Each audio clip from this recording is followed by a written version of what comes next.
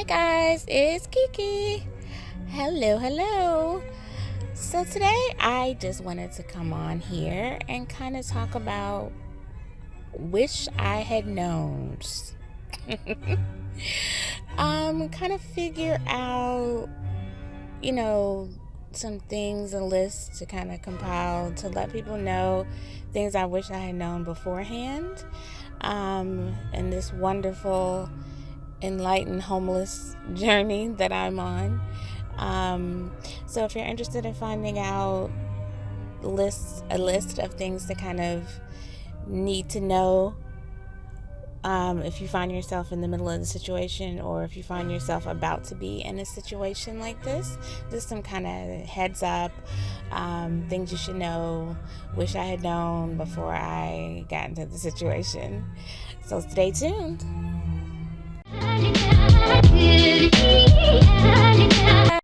Hey guys, it's KiKi. Hello. So today I just wanted to come on here and kind of talk about wish I had known. Kind of figure out,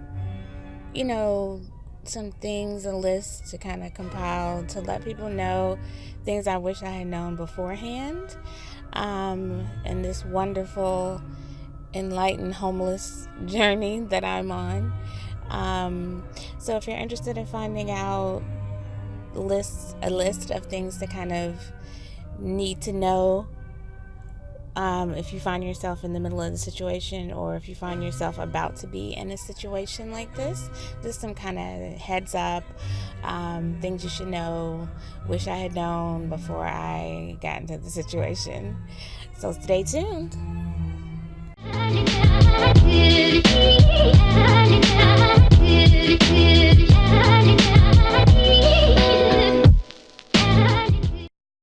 Hey guys, so let's get into my I wish I had known. This is really just a quick video. I just kind of wanted to share a few little things that I've learned over my now it's been about 5.5 months actually in the car. So just some things I wish I had paid attention to, wish I had known. Okay, so number one, I wish I had known how much I'd miss having immediate access to restrooms. I have never missed being able to get up in the middle of the night and stumble over to the bathroom in my room and go to the bathroom and whatever and get back in the bed under the covers. I have never missed that so much in my life, and I wish I had known I would miss it so much. Because I totally took that for granted.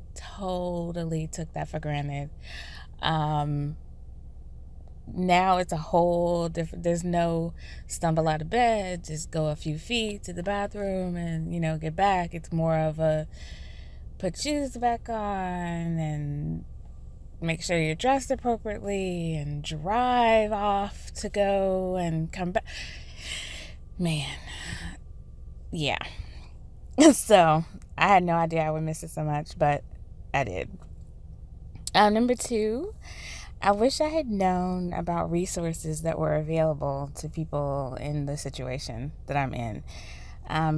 Whether it be websites or just different programs that are available. It's like everything is hidden and no one wants you to know how to get help to better your life, no matter what it is that you're trying to do. There's just I'm go on a little rant, but it's just like anything in life that you want to do, you have to go and do all this research and uncover stuff and dig, and if you don't ask the right questions you'll never know. And I mean, is it supposed to be that hard? Stuff you don't want to know about is in your face all the time. Stuff you want to know about or need to know about is hidden under layers and layers of bullshit. It's like, what? Anyway, I won't even get into how I feel like the world is set You're just set for failure. But not everyone has the patience and the interest in research and research and research. And I love it, but not everyone does. And that's why I kind of feel like I need to bring things to people, because I don't mind doing research and looking and finding things and then sharing it with others. So, but it's just crazy. But anyway, so the website auntbertha.com, number one. Please save it, favorite it. It is like the number one best resource website that I know about to date. It's for anywhere in the United States. You go in, you enter a zip code.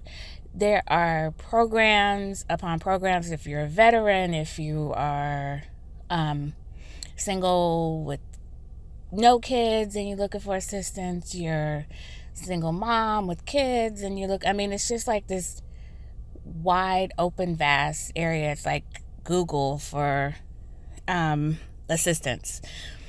So I would definitely go to auntbertha.com. Of course, we all know Department of Health and Human Services. Wah, wah, wah. And for mental health, NAMI, NAMI.com is a good resource to have to find out stuff in your local area for people who suffer from any type of mental illness, because a lot of times it goes hand in hand. And that's why the site is...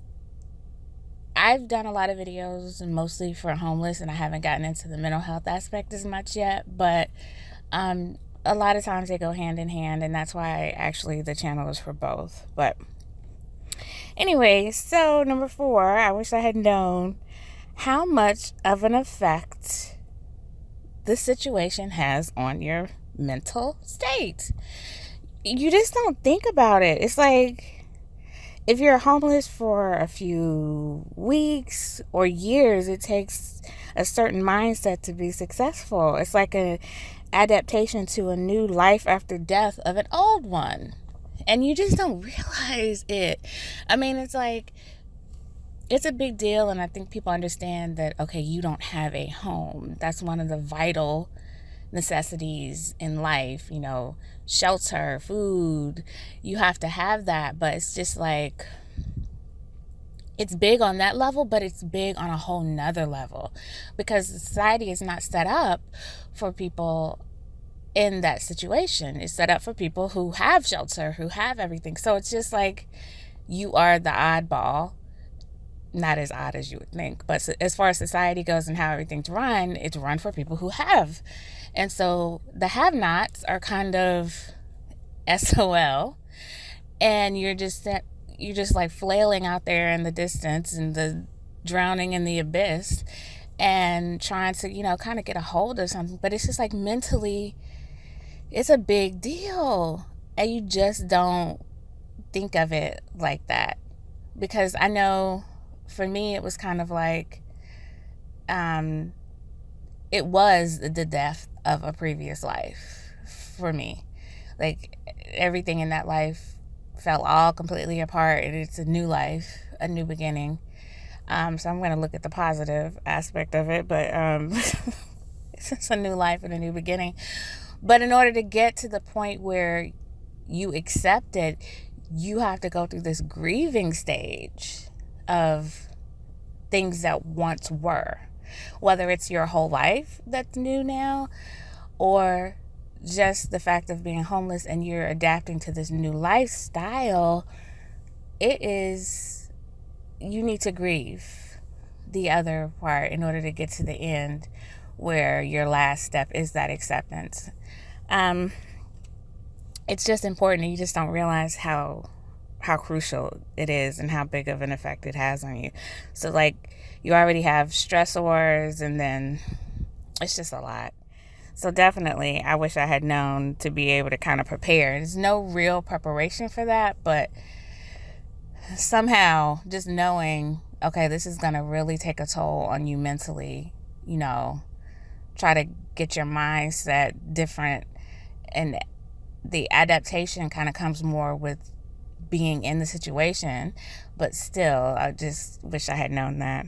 I wish I had known what it takes to live this lifestyle and not just survive it, because it's different to just do what you need to do to survive. It's a whole nother to, let's say, if you have chosen to temporarily or permanently put yourself in this situation to live, and it's no longer really survival. It's a lifestyle choice, whether temporarily or permanently, and you need to learn to adapt, and you need to learn to live and to be accepting and happy with the situation that you have chosen. So it's no longer about flailing around in the abyss. It's more, okay, I need to get grounded and I need to figure out how I live and be happy with this choice.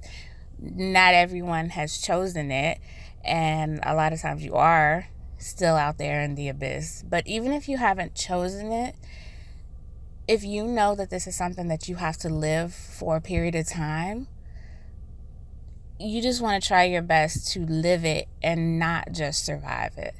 Because if this is something that you're just going through to get to the other side, it's like you need to try to enjoy that chunk of your life while it's going on, because you'll never get it back. And each day goes by,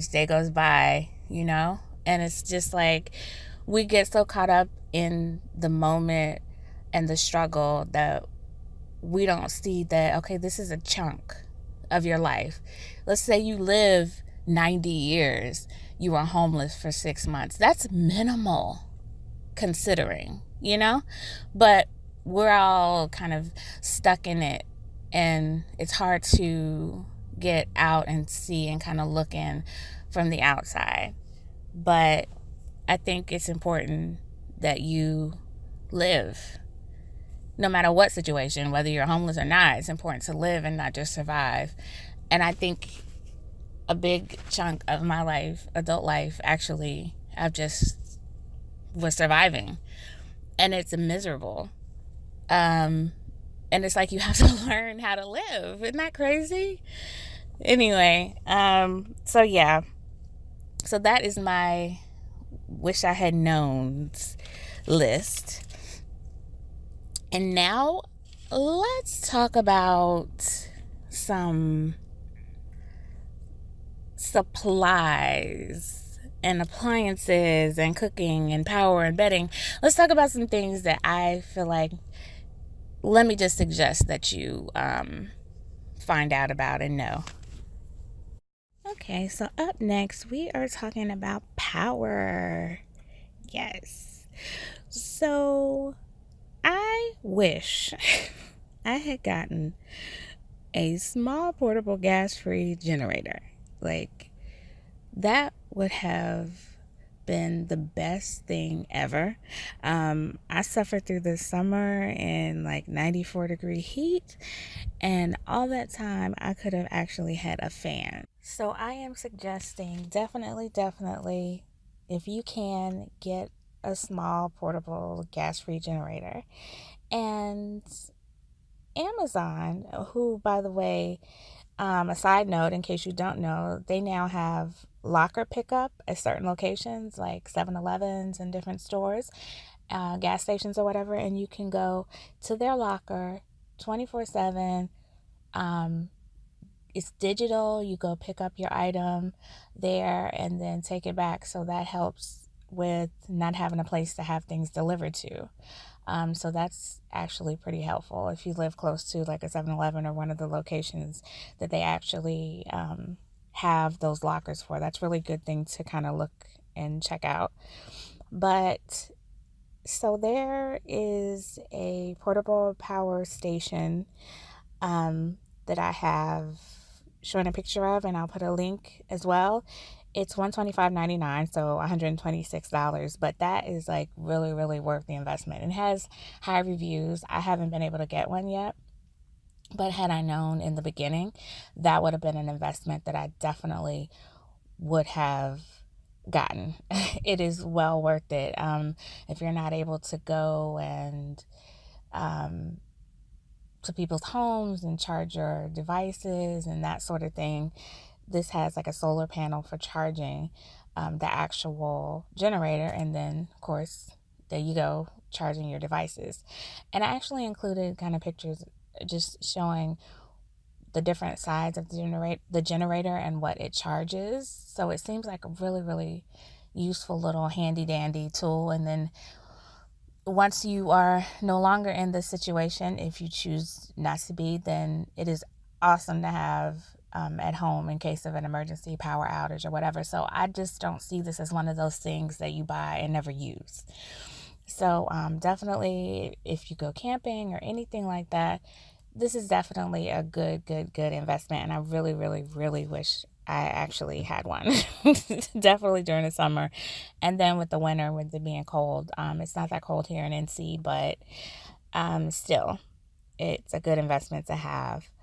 And then something that's I didn't even know existed until I was kind of trying to figure out like a cheap alternative to a generator is an outdoor emergency charger, USB hand crank. So in situations where you can't get any power and your cell phone is dying, you need to charge it, then you use this, crank it up, generate some energy, and then you can use your phone for a short period of time. I thought that was awesome too, and it's really cheap, $5.95, $6. Definitely worth the investment for that too, and that's one of those things that you can always use. Cell phones are always dying. You might not be able to get to an outlet, plug, whatever, and everyone's excuse is always, my phone died, I couldn't call, my phone died, da da da da.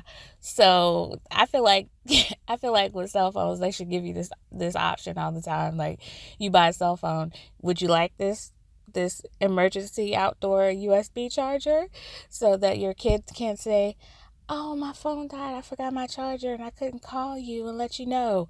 No, because you got the portable one. So I just feel like that's just good to have if you have a cell phone, if you own a cell phone anyway. So next up, for cooking, this is something I wish I had known about, and I suggest that people get.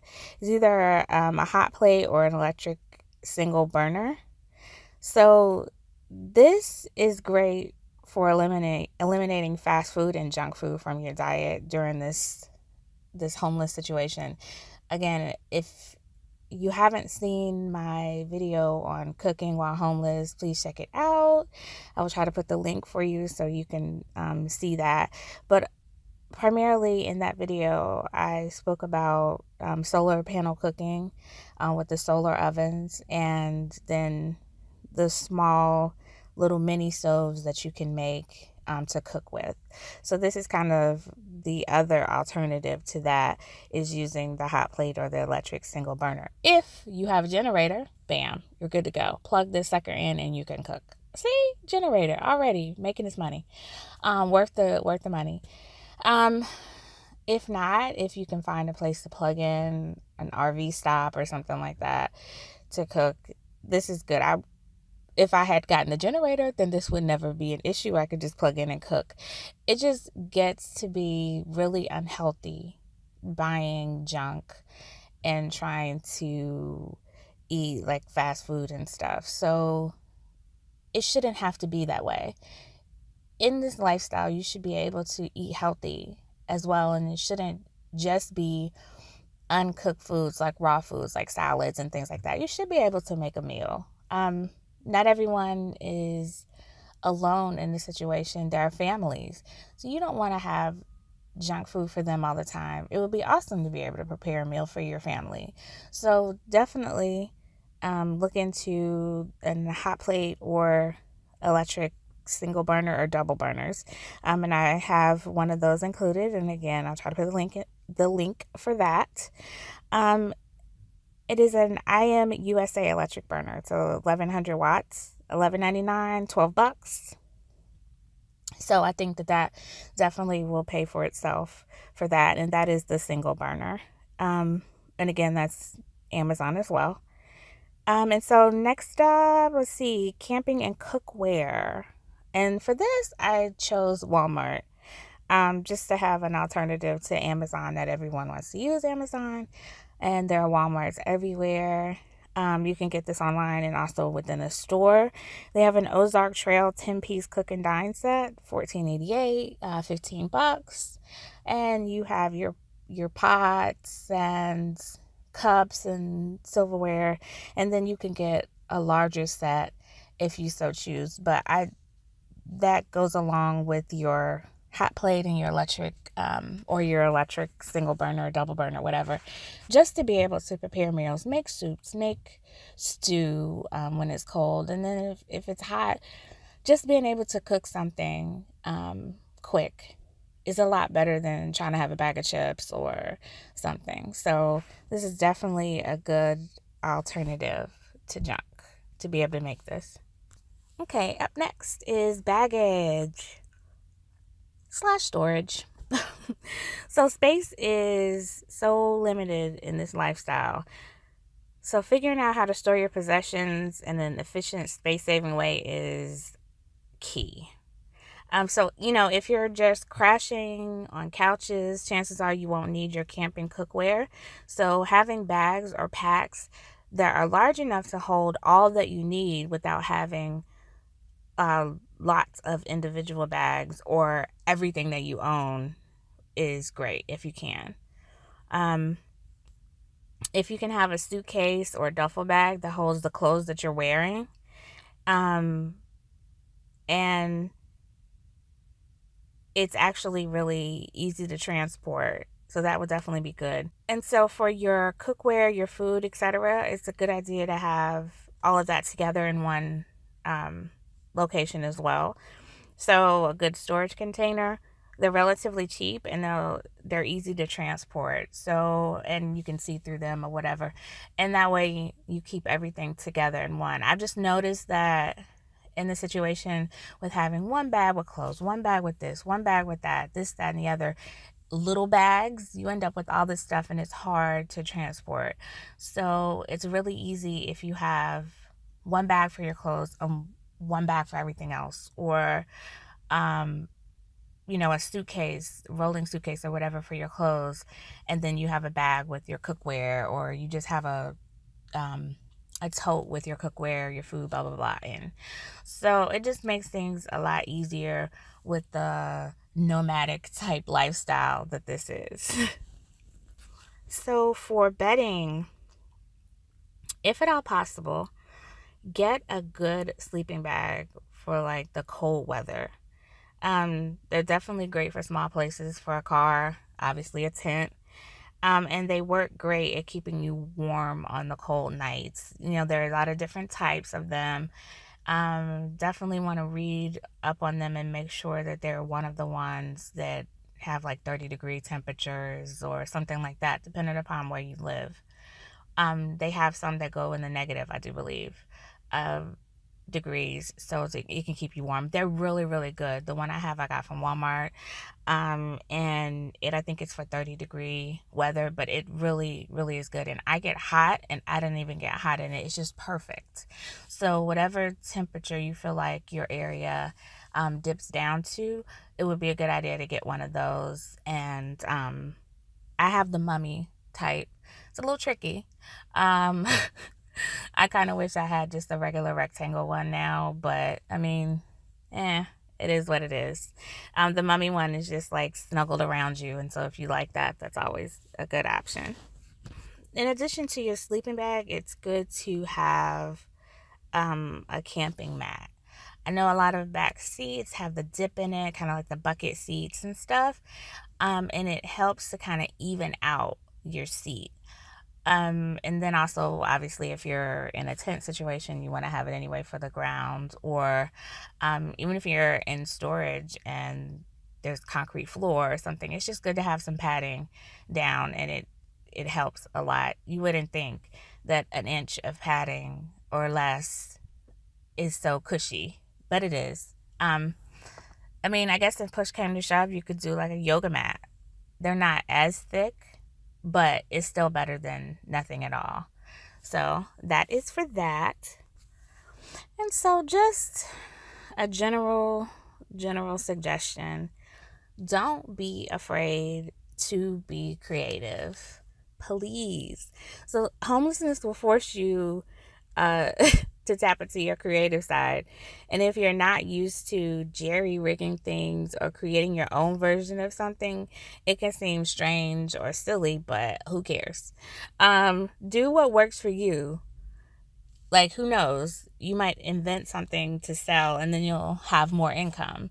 Just use your creativity. If something seems like it would work better if you took this off, do it. If something seems better, like if you added a couple of these things to it, use some rubber bands or something like that, and you found out that, oh, putting these two pins on here makes it easy for me to sit my phone in this direction, or anything like that. Just tap into your creative side. And when all else fails, um Google has the answer to pretty much everything. And the Life Hacks website is very good for things of that nature, where you're trying to figure out an easy, inexpensive way to do something. Those life hacks are really, really good. So, you never know what you'll find out. You'll never know what you will actually invent. So, do that. Okay, so I like to end with a few mental suggestions. Because, at the beginning I talked about the I wish I had knowns. And then we kind of got into some supplies and things that you should have. But mentally, I feel like these things are kind of important. And I kind of want to end on that note. So, number one, please take time to breathe, grieve, and reflect upon your life, decisions, things that have happened, things that got you into this situation, how you can improve the situation.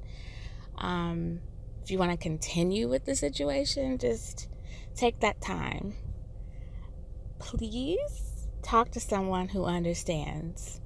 I know it's hard to talk to friends and family, especially if you're a private person or you might be embarrassed about the situation that you're in. But talking to someone who's been there and done that helps a lot. And I think these types of YouTube channels where people are going through it now or have gone through it makes a big difference to talk to someone and ask questions. I would say talk to anyone anyway, therapists, if you trust your friends, family, or whatever. But it's really important to talk to someone who understands what you're going through, because they will truly get it and they can help you. I have no problem answering questions or anything like that. My contact information is in the description box of my videos, so please feel free to reach out to me. I do not mind. I'm here to help. So it doesn't matter, no questions too big or small or personal or whatever, and I totally am fine with that. So feel free, because I definitely understand. I'm not an expert. I don't know if I ever want to be an expert, but I can help. And if I can't help, then I can try to research and find out for you. Don't beat yourself up or dwell on the past too much. I know it's hard and it's easier said than done. But you're in the situation for a reason, and only you, your God, know what that reason's for. So just meditation and reflection on it helps a lot. Which brings me to the next one. Try to make this experience into a positive one as best you can. So if you are a person who meditates, meditate. If you have thought about meditating but you never had the time to do it before, you'll probably have some time now. And you'll probably have the peace, or at least the quietness, that lends to meditation, prayer, whichever. Take the time to learn more about yourself. If you're interested in hobbies, discover any hidden talents or any talents that you knew you had but you kind of want to hone in on them and improve, enter into a faith or get stronger in the faith that you currently are in, because you do have the time and you want to get your mindset in a place for living and not just surviving, and that helps. Start a business. I know people talk all the time about how, getting fired was the best thing ever, getting laid off was the best thing ever for them because they ended up starting a business. Well, whatever the situation was that put you in this homeless situation, or is putting you in a homeless situation, whichever the case is, could be that situation for you, could be that firing, could be that blessing that is pushing you out to do what you need to do because you wouldn't have done it otherwise. I know as far as my life goes, how you get comfortable, you get comfortable with your money, you get comfortable with your life, but you feel like you could be doing more and you should be doing more, and your purpose is not this, but because you have all this stuff going on and you have people relying on you and you have bills and you have this and that, it's easier to just stay in your comfort zone. But these types of situations like homelessness has a way of forcing you way out of your comfort zone. And it might just be what you needed to change your life for the better. So that just goes into trying to make this experience into a positive one. Just learning and taking the time to learn, and maybe turning this into an enlightened homeless experience that I speak of so much, and make a life plan. That helps a lot. There are some people that just need to see stuff on paper or just need to see it in front of them. So if you can actually type it up or write it out or whatever and look at it and say, okay, this is what I plan to do while I'm in this situation. This is what I plan to do after this situation, or this is how I want to change my whole path in this life. This is how I want to better myself. This is how I can better myself. Just make a plan. So big, ask for help when needed and accept help when offered. That's a big one, especially for people who are self-sufficient and have been taking care of themselves since they became adults. To be in a situation where you no longer have that total control that you're used to is a bitch. It teaches you about patience. For people who aren't humble, it humbles the hell out of you. But everyone needs help. I'm kind of learning that now. And it's good to have family or friends that are there for you that really help unconditionally. It's kind of hard to ask for help and accept help when you feel like there are strings attached, there's stipulations behind it, there's going to be extra negativity that follows. Nobody wants to ask for help when somebody's going to throw it in their face all the time.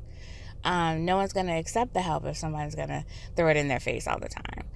So it's hard it's hard for in those type situations, and you just rather say, F it, I'll just go without or whatever. But I think asking and accepting help in itself is a lesson.